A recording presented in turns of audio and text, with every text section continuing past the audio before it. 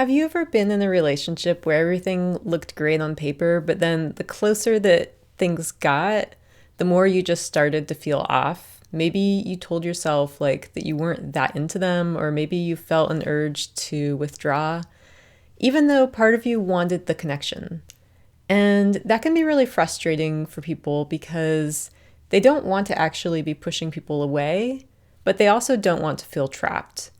And this is something that lots of people experience. And it's not because secure love is impossible or because people are incapable of connection. It's often a pattern that's wired into the nervous system, and that's a pattern that we can shift. So in this video, we'll explore why this happens, what's going on underneath the surface, and how to create connection in a way that really feels good. So for a lot of people who value independence in relationships, dating can come with a whole bunch of pressure that maybe wasn't obvious, like the pressure to spend time together or to do check-ins or to have some kind of vulnerability or emotional depth. And this can all start to feel, for some people, like there's something being taken away rather than something being given, even though they might really like the person. And often that's not even about the relationship itself. It's about how their nervous system has learned to respond to closeness. So if connection ever felt like a loss of independence, it makes sense that the body is still reacting to even a healthy relationship with a little bit of hesitation. And it's not a conscious choice, rather it's something that's learned over time. So if this sounds familiar, it can be helpful to pay attention to how that feeling of too much actually shows up for you. So for example, you might notice, like, how does this feel in the body? Is there stress or tension? Is there a feeling, like an emotion of irritation or restlessness?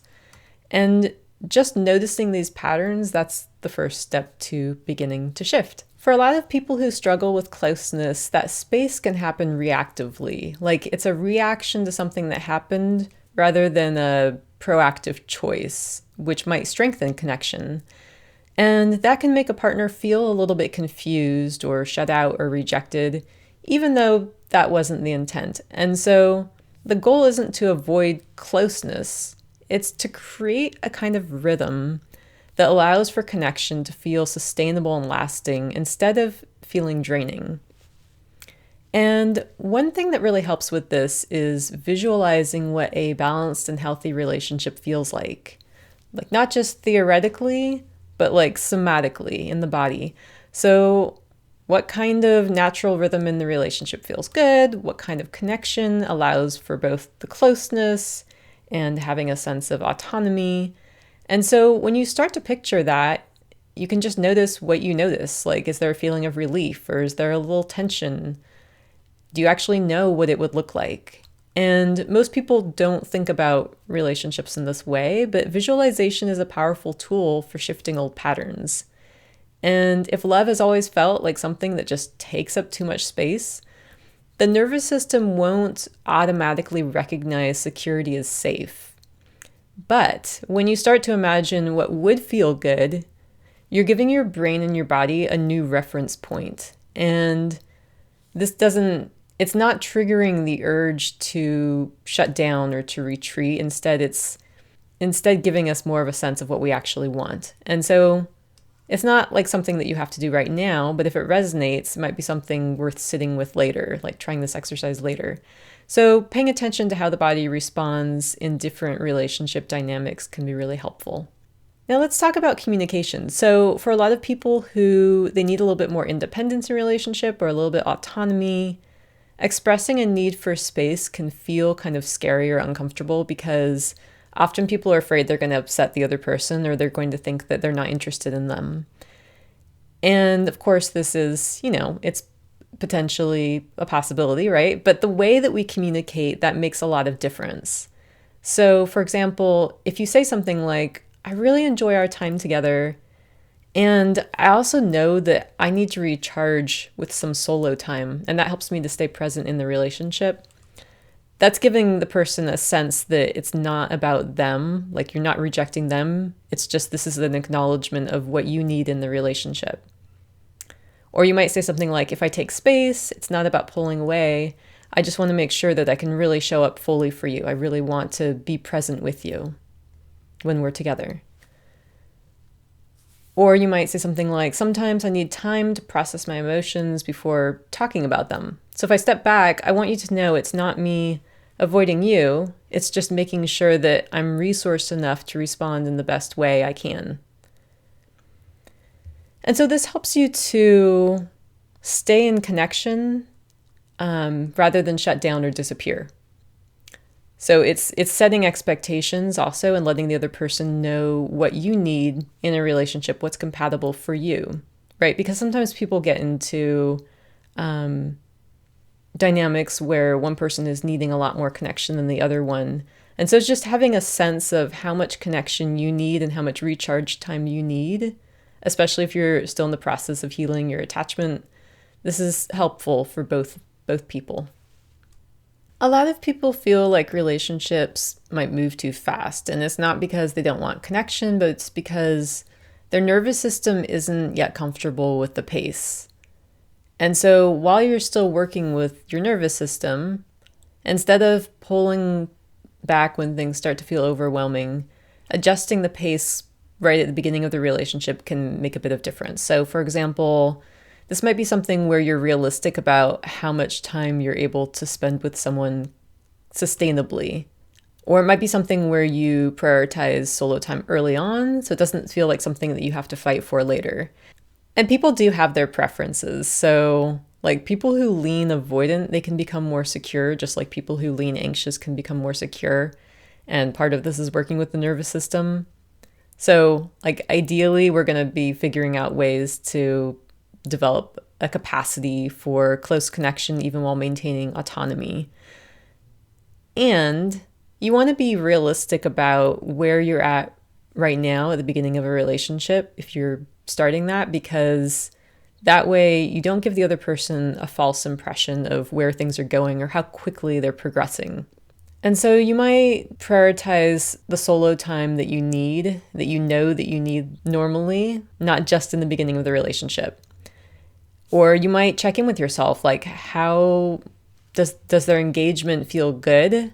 Are you just reacting to the energy, or does it actually feel like the right thing on the somatic level? Now, sometimes people with avoidant attachment, things feel great early on, like early on in a relationship, especially like maybe they're dating someone who has more anxious attachment. And early on, the attachment system is not triggered or activated, and that level of engagement feels just fine. But then as things progress, the person with the avoidance stance, they might start feeling uncomfortable because it's like too much for their nervous system. So you just want to be realistic about what you're able to offer while you're still working on your nervous system and your attachment. And for someone who's not really sure if the pace is working for them, then listening to the body can be a great way to get more insight. So for example, somebody might think about a future relationship and then pay attention to what happens in the body when they're thinking about a future relationship. So for example, if they're thinking about spending lots and lots of time with somebody, how does that feel? Like, do they feel a sense of lightness and like a happy feeling, or do they feel like a kind of sinking feeling, or, you know, a knot in the back of their neck or something like that? So these signals and responses from the body are important to listen to because it tells you where you're at right now with how much closeness you want in a relationship. This might actually change in the future as you decide how much connection you want in a relationship, or that even how much you want may change as you're doing attachment work. You may decide that you want more connection and you want more closeness than you suspected because you experienced it and it feels great. That's totally possible. So it's great that, you know, our brains are plastic, meaning that we're all capable of change and shifting, and you can find the amount of connection that works for you and figure out what feels compatible and what feels right in a relationship. And the great thing is that's something that you define for yourself. Sometimes people assume that being securely attached means that people want a constant closeness. And this isn't really true. But it also doesn't mean that people are completely independent either. So in a secure relationship, there's interdependence, meaning that people are able to depend on each other. It doesn't mean secure connection doesn't mean giving up space. It means that space and connection can coexist. So for people who struggle with this pattern, it can be helpful to imagine when connection feels good. Like maybe it's not even romantic, maybe it's a friendship or someone else, a colleague or something like that. But when does the connection feel good? And what about that connection felt safe and allowed you to stay present? So this kind of inquiry helps you to kind of feel into what secure feels like for you. And if you don't think of particular examples, that's okay. Just imagining what that would look like is also very valuable. And so the more that the mind and the body have like this clear reference point of what safety feels like in relationships, the easier it is to create. So dating with avoidant attachment, it's not forcing closeness and it's not pretending to want something that doesn't feel natural. It's about creating relationships that feel safe enough to stay in connection.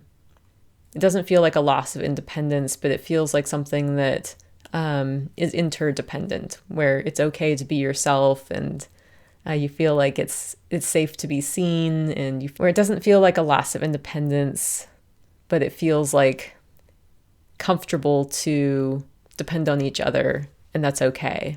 So if this resonates, I'd love to hear your thoughts. Have you noticed any of these patterns in your own dating life? Let me know in the comments. And if you're looking for more tools to build secure and balanced relationships, hit that like and subscribe button. Check out other videos on this channel. And I also have some blog articles at kayleelarkin.com that might be supportive. This is Kaylee Larkin, wishing you a beautiful relational journey.